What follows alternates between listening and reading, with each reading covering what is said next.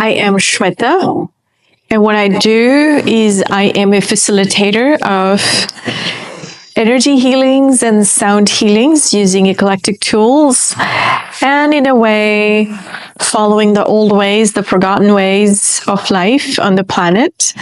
And what I'm excited about is being alive, being able to connect with like-minded people, and dream about a community that is working together instead of being polarized.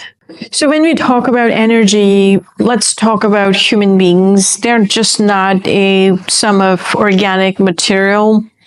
They're solar-powered, energetic beings. An average human runs on 3 volts of electricity, and that's what the nervous system carries. Or that's how the nervous system carries the signals, what to do to different organs, organ systems, or anything that goes on in the body. And when we talk about being an energetic being, how does it impact us, given the environment we live in, considering 5G, Wi-Fi systems, and all of the above? This is our current environment, that we have chemtrails that are spraying nano micro particles of plastic, aluminum, and a couple of other materials that are toxic for the planet, the wildlife, including ourselves. So when we talk about manipulation of energy, we are working against so many odds to help a person stay in their own body, stay connected with their emotions.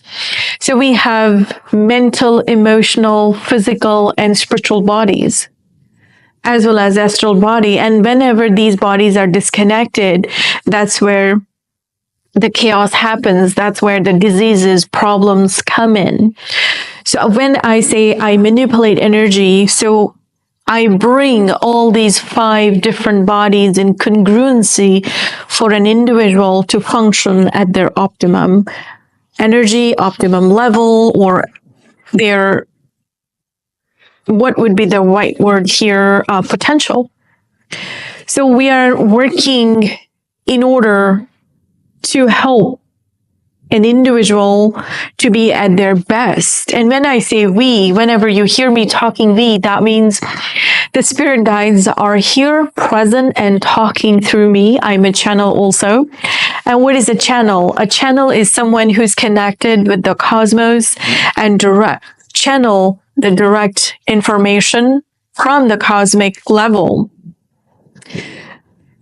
I'm just one person, Shweta, and anytime you hear me say we, that means we have the presence of benevolent beings, spirit guides, unconditionally loving, protecting ancestors. So we hear the words these days, the buzzwords, being awake, chosen ones. I don't know if you've heard about the indigos, the crystal, the rainbow children. What is this going on the planet? So indigos are like sea bees. They come in here to do the dirty, ugly, stinky work because the world has polarized and it's operating on fear. And when we talk about fear, the fear of not having enough, there is not enough, there is scarcity. But how did this abundant, beautiful blue planet is scarce on water, food? How did that even happen?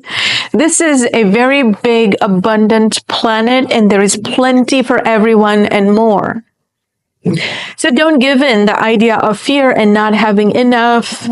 These are the fear factors given to us so that we, considered as slaves by the elite, that you work hard, you grind hard just to have a basic life. But we were not born to live this basic life. We were born to actualize ourselves. And what does that even mean? The actualization is working through the contracts, the energetic contracts that we came on this planet with. We chose our parents, the families, the bloodlines that we will be born into so that we can help clear the karmic baggage, break those chains, break those generational limitations, curses, so that there is a free flow of energy, free flow of abundance in that particular bloodline. So when we're talking about current environment, we're talking about a fear-based society that is controlled in a number of ways.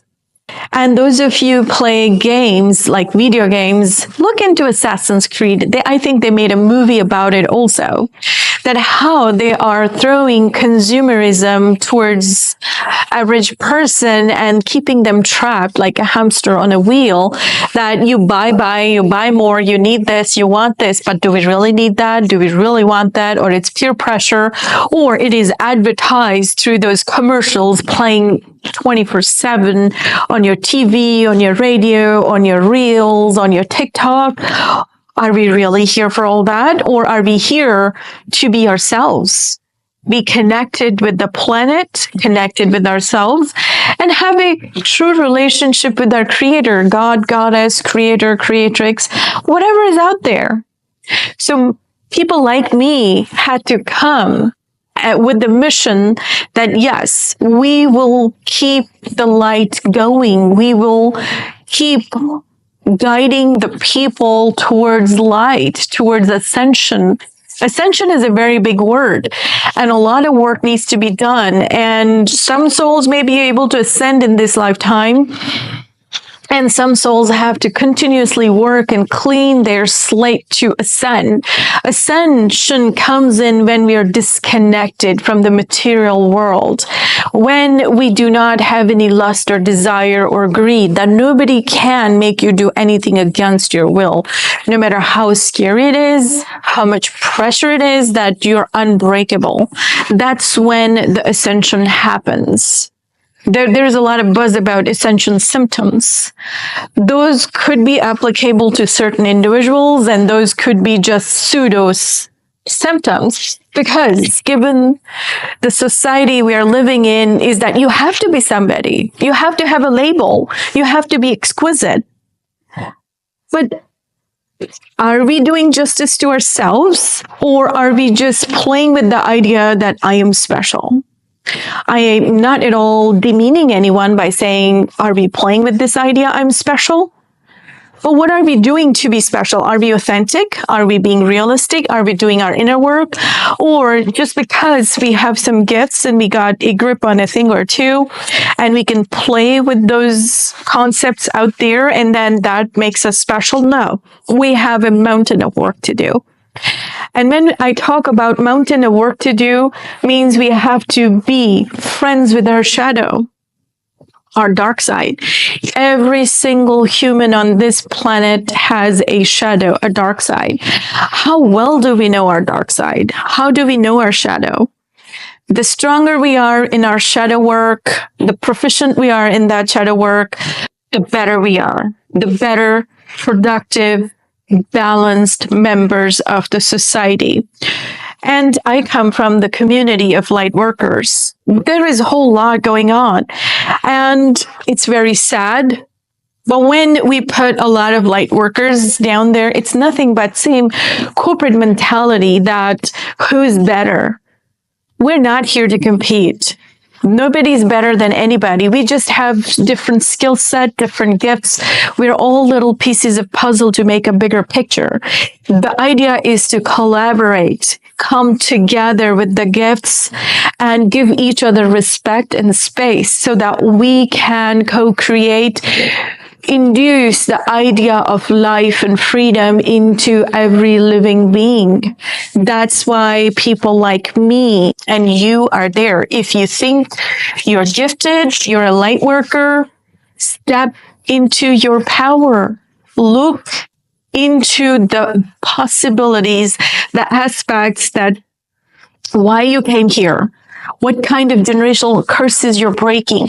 Where is your superpower? What are your roots? What can you draw from your roots? That's the challenge. Once we simplify this challenge, there is no looking back. You will be talking what I'm saying, that let's collaborate and co-create. There is so much of polarization out there. And considering that polarization, we are so divided. We are so weak that anybody can take advantage of it. And when we talk about weak, look at the corporate sector, look at the work market. We are told that this is so less.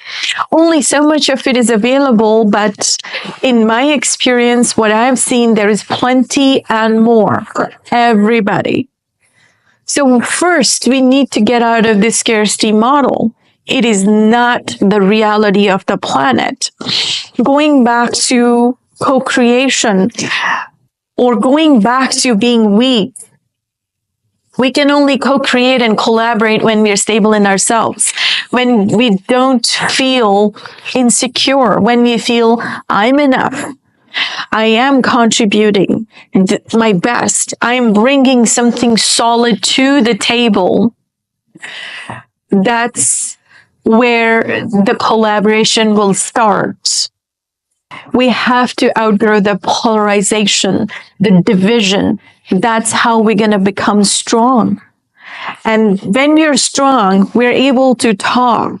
We are able to have a goal and actualize that goal as a teamwork. One of me cannot do anything, but 10 of me definitely can make a difference. But then we talk about 100 of me, definitely we can make a bigger difference. But there are 1,000 of me or 100,000 of me, we can make an impact, and that impact is needed to help the planet and the life that exists on this planet.